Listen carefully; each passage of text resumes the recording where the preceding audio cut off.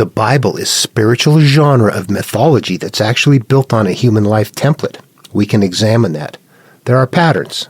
Let's look for the patterns. I've done a couple of recent videos on why God is conspicuously absent and what is this pattern with Abraham, Isaac, that's going on with giving up your wives and all that stuff. And what I want to talk about in this video, I just want to wrap that up. I've really haven't explained any of it. The material needs to be interpreted, and what we're looking at in the material is what I'm going to call reoccurring motifs. My name is Dan Paulson. Welcome to the video. A reoccurring motif is something that continually shows up in a story. It might be something that's just really the same phrase repeated over and over again. Maybe somebody describes something and then in the end finishes it with, and it was so. And then they describe something else in the next chapter, and in the end, and it was so. And then, they continue on. That and it was so is a reoccurring motif. That's something that happens consistently. So that's not the only kind of reoccurring motif, though. Recurring motifs can be conceptual, and they can be outside of the story. These guys have a flood story. Those guys have a flood story. Those guys have a flood story. That's a recurring motif in a bigger picture, not in one story, but in a body of literature from antiquity. Here's another biblical recurring motif that might be difficult to see. God shows up and calls somebody, finds a special person. God shows up and calls Noah. We're going to destroy the earth. Later on, God calls Abram, but not until he changes him to Abraham does he call him as the head of things. So at the calling of Abraham, it's time to, what? Destroy Sodom. We're going to read a story about Joshua. Joshua gets called by God, and what's he got to do? Destroy Jericho. So do you see a recurring motif there? God shows up, calls somebody, something bad that's gone bad has to be destroyed. That's a recurring motif that's conceptual. The stories are different, but you look at that and go, yeah, there's something in the background happening there that you can see. Another one would be like this. The Israelites cross the Red Sea and spend 40 years in the desert. Jesus is baptized and spends 40 days in the wilderness. What is that? That's a recurring motif. They're crossing some kind of a water thing with God's help. In Jesus' case, God showed up at that time. Didn't help him, didn't need to. This is God's son. But God shows up. This is my son whom I am well pleased. So God, where was God that whole time? God shows up at this time. There's a water crossing, and then in Abrahamic literature, the 40 is meaningful. It rained for 40 days and 40 nights. That was the time it takes to purify the world. That 40 is going to continually, metaphorically, mean that same thing. So what are they doing? 40 days in the wilderness for Jesus, 40 years in the desert, a devoid place, these are spiritual. You're going to a place that's quiet to the time it takes to heal. That's what those mean. All right, those are all identical motifs. What we're going to run into in Genesis with Abraham, Isaac, Sarai, Sarah, Rebecca. What we're going to run into in this transition is that each one of them, there's going to be a recurring motif there. Each one of those people, Abraham himself later is Abraham, and their son Isaac is going to fear for their life because their wife is beautiful and they think that somebody's going to take her. All of them have that exact same thing happen. So that's a recurring motif. What the heck is going on there? Each one of them has a pattern of events that happen, and God shows up, but God shows up at each one of those times at various different times. There's a reoccurring motif with a shift in the pattern that's going on. This is tricky to see. What I'm going to do is go to Genesis, and I'm just going to, instead of going through and trying to pick it through Genesis, I'm just going to isolate out those parts and create a document to show those specific parts right there and discuss them. Let's go ahead and do that. This is from Genesis, the King James Version. All right, I've got them separated out here, and I've got a little bit more than what we need. I've got the entire chapter 12. We don't need to cover it all. There was something about 17 that I want to show. Then we've got 20 where it happened another time, and then 26 with Isaac. Okay, let's go through it very quickly. All right, what's happening right here in chapter 12 is the beginning of the Jewish religion as we know it. I mean, Judaism, there was all kinds of things going on years before this, Lilith and all kinds of other mystical things. But as far as what we know of the Torah, this is the beginning right here. And Abram is the called person and is going to be the father of the God of Abraham, Isaac, and Jacob. So right here, this is the beginning of it. God is calling Abram, creating a religion. He apparently didn't before. All of his other creation it went bad and he destroyed it. So he's starting it over, and this time a religion, which is kind of goofy. Okay, it's not literal. It's a mythical story. All right, what this is about, honestly, let me describe this. All right, as I said, this is on a human life template, and these stories are very old, but they replicate a human life. Abram and Sarai in Canaan in a famine would be the same motif as Adam and Eve in the Garden of Eden. Canaan, Garden of Eden, famine, don't eat this, only eat that. You can eat these things, but never eat this. What happens, though, is that they sinned. They ate it anyway, Adam and Eve did, so they left the garden. Here, God sets them up, puts them in the land of Canaan, promises them everything, tells them that everything will be yours, belong to you, and then promptly leaves. God is not around and leaves them in a land of famine. So, what happens then when we get back to the story? So here we have the Lord said to Abram, get out of your country and from your kindred and from your father's house into a land that I will show you. That means leave your childhood behind and move on in your own life. I'm going to make you a great person and bless you and make your name great, and you shall be a blessing. Yeah, we all are, aren't we? Aren't we a hero? This is important. We are all Adam and Eve. We're all Abram and Sarai. It's a mental hierarchy. You got to turn inward. The higher awareness is it's a brain state. It's a pure brain state. Consciousness is the male. That's the one that makes the decisions. I like that. I don't like that. And as a result, it gets stored into where? Eve, Sarai, the female. Our inner selves is really what that is. It's not a female inner part. It's a hierarchical representation of something in a patriarchal society that is subservient to the male. And in this case, what we have is the inside is a product of our life judgments and what we judge, and then it acts out when we don't resolve it. That's Adam and Eve. That is each of us. That's Abram and Sarai. So Abram departed as the Lord had spoken unto him, and Lot went with him, and Abram was 75 years old when he departed out of Haran. Okay, so they're there, and they're moving along. Abram passed through the land to the Shechem, and the Lord appeared unto Abram and said, unto your seed will I give this land. And there he built an altar unto the Lord who appeared to him. And right here, and he removed from thence into a mountain on the east of Bethel. So he left and he went to the east. Where did Cain go? East of Eden. We got east of Bethel. And pitched his tent, having Bethel on the west and Hai on the east. And there he built an altar to the Lord. All right, so the Lord disappeared from the story right here. And Cain went out from the presence of the Lord and dwelt in the land of Nod on the east of Eden. That's what happened with Cain. Right here we have, and he removed from thence up to a mountain. He took himself from the presence of the Lord, as the same way Cain did. You see those recurring motifs? What this represents is something simple. When we're little kids, we're happy. We're living through that higher awareness, but we don't mentally know that. We're not aware of that. So what the story is setting up and representing to begin with is that we emerge, we're here from the higher awareness, and we're being told, I will give you all of this land to you and all of your offspring, which is what? It's all of your memories. It's all of your judgments. And the land is yours. It's your experience. That's what you're being given. Here, this is your land. This is your country. This is your world. We live in the world out there, but we have different experiences. What is your experience in the world? Does that need to be destroyed, or is it fine? That's what we're working with. It's mental, but it's mystical. What is happening here is we're going off and living life, and we're beginning to judge life and see things and look at it in different eyes, and that higher awareness that we live through is going to go away. That's why we leave the presence of the Lord. It's because we leave this higher awareness and go experience life. Oh, that alcohol is good. Those drugs are good. This experience is good. That's good. We begin to have life experiences that, it's not just things like that, but judging people. I hate you. You're a creep. You're evil. All those sorts of things, we become those things. And we no longer are, I'm better than that. I'm above that. We've left the presence of the Lord.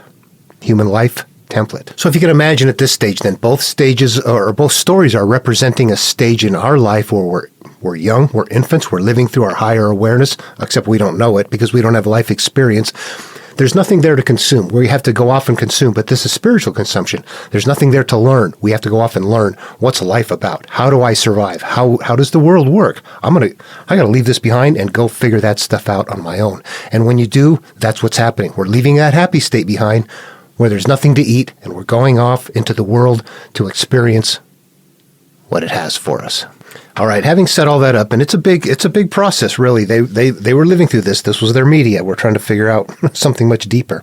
All right, and Abram journeyed going on and still toward the south. So he's left God, he's left Canaan, he's heading out. And what happens? He goes to Egypt to live there because the famine was so bad.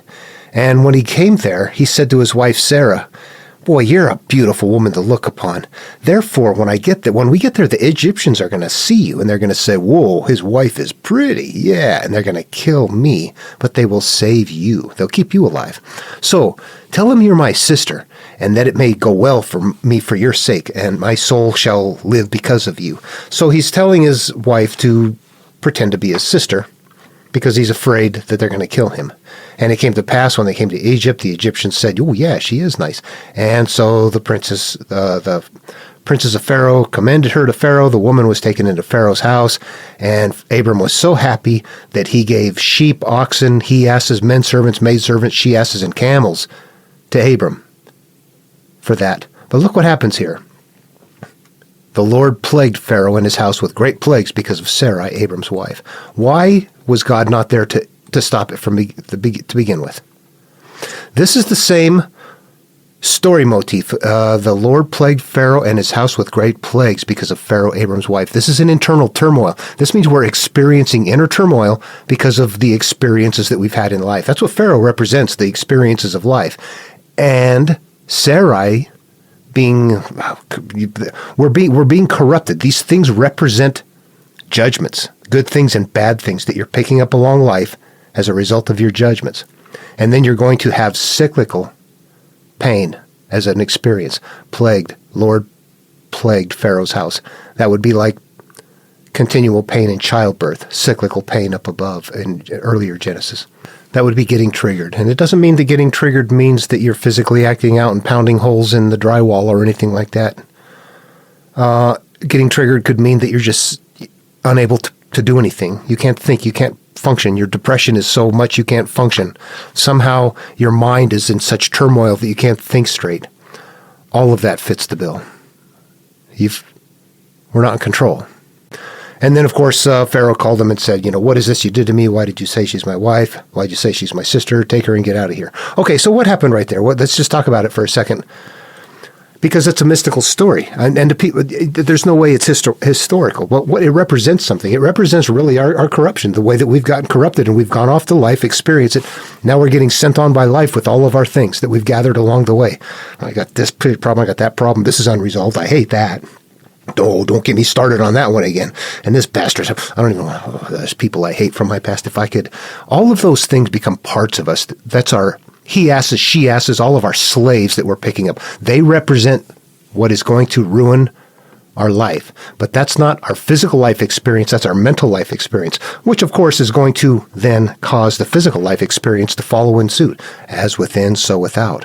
All right, what I've done is I highlighted here the high points that I want to for this video. So this is the first time this is going to happen. What we notice is that God is not present. The corruption of the inner self, Sarai, occurs. Pain cycles ensue as a result of cause and effect. Plagues. We move on in life. Pharaoh says, "Get the hell out of here, you liars." So God's not there. It goes bad. We're not connected with a higher awareness. We live life experiencing just what it is, judging life. As a result of that, we get pain cycles and we just move on in life. Okay? That's pretty simple. What happens the second time? What I want to do, it happens in chapter 20, but what I want to do right here is first stop and visit chapter 17. The very first line. 17 is the calling. That's the actual time where Abram is converted to Abraham. That is an iteration of us. You've gone from your early self, I'm my blind, unaware, just living life self, to now I'm converting to my, oh crap, what have I done, living life unaware. I've got to turn inward, reconnect with my higher self, and figure out life. When Abram was 90 years old and 9, the Lord appeared to Abram. Right here we have the return of God. God came back. If you read through there, you might see that there are connections with God along the way, but it's never with the Lord in person. It's like visions or angels or something like that. This is the first time God actually comes back. They're not just passing thoughts. This time you're like, oh, I'm not my memories. I'm bigger than that. That's the Lord appearing. All right? We get down to 20. Here's what we have. Abram journeyed from thence toward the south country and dwelled between Kadesh and Shur, and lived for a while in Gerar. And Abram said of Sarah his wife, she's my sister. And Abimelech, king of Gerar, sent and took Sarah. So what we see is a repeat. God already called Abram and converted to Abraham. The city of Sodom has been destroyed. That represents our inner early self. All those animals and slaves we picked up, that's what Sodom was. We destroyed that. So what we have, though, is something different. God came to Abimelech in a dream by night and said to him, Behold, you are a dead man, for the woman which you have taken, she is a man's wife. So what happens? God is there. He doesn't have to send plagues. He goes and visits him. But Abimelech had not come near her. And he said, Lord, wilt thou slay also a righteous nation? So unlike in the case of Sarai, who got corrupted, in this case Abimelech had not yet corrupted Sarah. The Lord intervened before the corruption occurred. He said to me, she's my sister. And she even herself said to me that he's my brother. In the integrity and innocency of my hands have I done this. I didn't lie. And God said to him in a dream, Yeah, I know that you did this in the integrity of your heart, but I also withheld you from sinning against me. Therefore suffered I thee not to touch you. Yeah, so don't corrupt. Don't do the corruption. And therefore restore the man's wife, for he is a prophet, and he shall pray for you, and you shall live, and if you shall restore her, not know thou that thou surely shalt die. Thou shalt that are thine. Now somebody told me once, hey, he wasn't scared this time. Let's see this. Therefore Abimelech rose early in the morning and called all of his servants and told all these things in their ears, and the men were sore afraid. Then Abimelech called Abraham and said to him, What have you done to us? And what have I done to offend you, that you have brought this on me and my kingdom, a great sin? You have done deeds unto me that not ought be done. Abimelech's telling Abraham, God's chosen. Yo, dude, you told me your wife was your sister, and I married her, and I about got in trouble with God. What the hell is your problem? And Abimelech said to Abraham, What sawest you? What made you do these things? And Abraham said, Because I thought, surely the fear of God is not in this place, and they will slay me for my wife's sake. And yet indeed she is my sister. She is the daughter of my father, but not the daughter of my mother, and she became my wife. Oh, that's something weird going on. What's happening here is some twisted kind of things. Why does this happen? Because there's iterations of us, and we continue.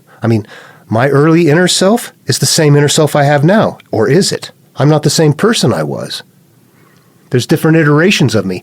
But all of those iterations are products of this. Whether it's in charge, whether it's always in charge, whether it's aware of it or not, whether it's controlling that or not, or whether it's just gathering up crap and experiencing him. All right, so let's look here. The first time, God is not present. Corruption occurs. Pain cycles ensue as a result of cause and effect. We move on in life. Second time, this is after we've done some inner purification. Sodom's been destroyed. We've been called. We are now turning inward and healing ourselves. What happens? This time in life, God is present, prevents the corruption. Abraham is rewarded as a result, and we move on in life. We continue to move on in life. The first time corruption occurs, this time, with God absent, this time corruption is prevented because God is present. How does that work? Okay, so what's happening the first time is we're unaware. We're just experiencing life. At some point you realize, boy, I picked up some bad stuff. I got to fix this. So we've gone through a healing process. What's happening now? Life is still there. All those things are still there. Guess what? Have some more. Do it again. Backslide. This was fun, wasn't it? Nobody will ever catch you doing this. All of that stuff is always still there. Only this time, instead of falling into it, you're connected with the higher awareness going, I'm not those memories. I'm not those fears. I'm not those weaknesses. The corruption will not occur. I am connected with my higher self. And though the temptation is there, I'm not going to give in to it. The first time, sure, I got lost. I didn't know. This time I know. I'm not going to get caught up in it. I'm going to sit here with my higher awareness going, I'm better than that. I'm not those memories. I'm not those memories. I'm not those memories. The corruption does not occur. Time goes by. Eventually, the temptation ceases. All right, we're going to take a big jump in the future again. 26, Isaac. Actually, let me stop and explain what's going on here. Abraham and Sarah have died off, and now Isaac and Rebekah have taken their place. If you're not interpreting the story, you would go, well, that's a lineage of people. That's just progression of time. And that's what it looks like. But if you're turning it inward, those are analogous for the progression of ourselves. My own name is Daniel, but when I started out in life, I was called Danny. And I was a, monstrous little kid. I'm not that monstrous little kid anymore. At some point, I become Dan. Now I'm an adult and trying to, be mature and learn and do things like that. And then at some point, I'm an older, wiser man, and I go, now I'm Daniel. These are iterations of us, and each one of them is an offspring of our last self. And it's really just means that I'm learning from my past experiences. Who I am today is not the person I started out in life with. I'd be dead if that was the case. I wouldn't have made it. I had to make some serious changes, okay? Those are iterations of us. Isaac is still us. Isaac and Rebekah, only now time is going by. Okay, you have to read them this way. As they progress along, the different people are new iterations of us. And new experiences, new conflict, new corruptions, new things we have to suffer or fight along the way. It's a complex tale that plays out in the mind. And given that we come along thousands of years after the fact, it's hard for us to figure it out. I think that this is lost to modern humanity. Modern theists, Abrahamics, you don't know what's in the Bible. You don't? All right, let's go back to Isaac and see where this ends up here. 26, and that's just this iteration. Of course, it continues on for the rest of Genesis. It's going to continue to do this. But right here, what we have now for this is that we've got that famine in the days of Abraham, so we're starting over in a pure state. If you can understand that the term famine in the land means the exact same thing as removing the mote from your eye, you're onto something. These are the motifs that are incredibly difficult to see. You have to interpret them to understand they mean the same thing. The land is your life experience. Famine means you're devoid of it. Removing the mote from your eye. What is the eye? The perception, the eye of perception, the judgments, all of those things. Same thing. And the Lord appeared to him. Don't go to Egypt and go to the land that I tell you instead. So don't go where you were corrupted previously. I'm going to send you someplace else. We're not going to go back to where we're corrupted by Pharaoh. Live here with this land, and I will be with you, and I will bless you. For unto you and unto your seed I will give all these countries, and will perform the oath that I swear unto Abraham your father, because that Abraham obeyed my voice and kept my charge, my commandments, my statutes, my laws, blah, blah. Anyway, Isaac dwelt in Gerar. Give this land, all the seed, all the countries, all that. That is all of your memories. To this land I will give all of your memories. All right. And Isaac dwelt in Gerar. So we're living in a happy place. And the men of the place asked him of his wife, and he said, she's my sister, for he feared to say, she's my wife. Lest, said he, the men of the place should kill me for Rebekah, because she is fair to look upon. So all three of them have that same thing going on right there. Fear that they will be killed because their wives are beautiful. All right, if we interpret this actually makes sense too. We're talking about a spiritual death in life. Death in life, afterlife, doesn't mean after you're biologically dead. Dead in the spiritual realm means you're living unaware, and you're just living through your memories. You're not living through the higher awareness. When you're alive, you understand that, and you return back to your childhood state of pure mind state emptiness, unjudged things. However, this time you have wisdom and knowledge of self-awareness, and you know consciously you're living from the higher awareness. Fear of death is always going to kind of like represent the idea that I'm going to stop being aware and start judging things and being caught up in stuff. So it works in the story, but you have to understand everything they're doing is analogous. Every damn bit of it. It's complicated. Again, they lived through it. Their entire lives. Millions, billions of people, generations and generations. This is not simple. And it came to pass, when he had been there for a long time, that Abimelech, king of the Philistines, looked out of the window and saw, and behold, Isaac was sporting with Rebekah, his wife. So what does that mean? He looks out the window, and he sees them down in the courtyard or something, making out or something, kissing and, little grab ass or something like that going on. He's sporting with Rebekah, his wife. And Abimelech called Isaac and said, "Yo, surely she's your wife. Why did you say she's your sister?" And Isaac said to him, "Because I said, lest I die for her." And Abimelech said, "What is this you have done to us? One of the people might have lightly have lain with your wife, who shouldest have brought guiltest upon us." So what does that mean? Somebody here might have just gently screwed your wife. And Abimelech charged all the people, saying, "He that touches this man or his wife shall surely be put to death." Then Isaac sowed in the land, and okay, I'm going to stop right there. Well, let's put this one, what happened on this one here? And what do we have? First time, God is not present, corruption occurs, pain cycles ensue as a result of cause and effect. We move on in life. Second time, God is present. God is present this time. We're connected with a higher awareness. We're on the ball. Prevents corruption. Abraham is rewarded as a result. We move on in life. So this is like midway. God is present. That is the higher awareness. Third time, God is not present. God is actually in the background in this one. We have to read a little bit more, but in this case, what you see is that God did not intervene. That's what I should say. God did not have to intervene. The corruption was avoided altogether. Something happened that prevented Abimelech. I mean, it stopped ahead of time. So that's the progression there. I'm going to give up my wife to you. First time, corruption. Second time, whoa, God intervened and said, don't do that. Get out of here.